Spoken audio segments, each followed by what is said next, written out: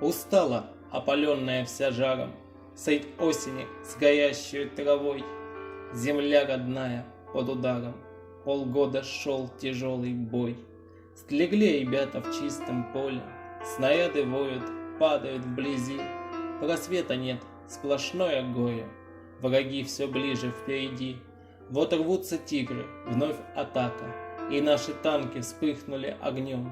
Дымит, клубится все до полумрака, не видно неба белым днем. Броня крепка, от рикошета искры, в ответ воронки, тело на излом. Они идут внушительно и быстро, как будто это просто полигон. Разбиты пушки, Т-26, бойцов лежит безмолвный строй. Засыпаны окопы, почти полупустые, а впереди звериный вой. Осталась ровно одна рота, штыки в винтовках, 5 гранат. На батальон всего 3 взвода молодых ребят. 7 танков Т-34 из леса сразу вышли в бой. О них лишь только говорили, что есть на фронте танк такой. Раздался гул, удар стихийный, у тигра разлетелся трак. Еще один, такой же сильный, стоит, дымится первый танк.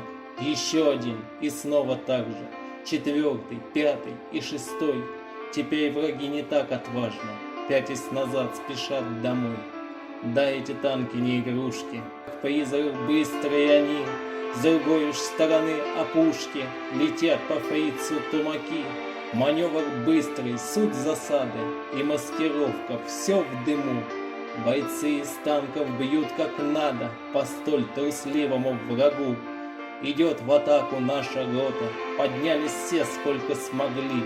Все по-другому, все серьезно, на амбразуру и в штыки. Столь важный бой машин серийных меняет в целом ход войны. И не сказать, что враг бессилен, но на фронтах сильнее бойцы. Теперь от нас удара с силой, какой не видела земля. Дошла, не вздрогнув, до Берлина, побед бесчисленных молва.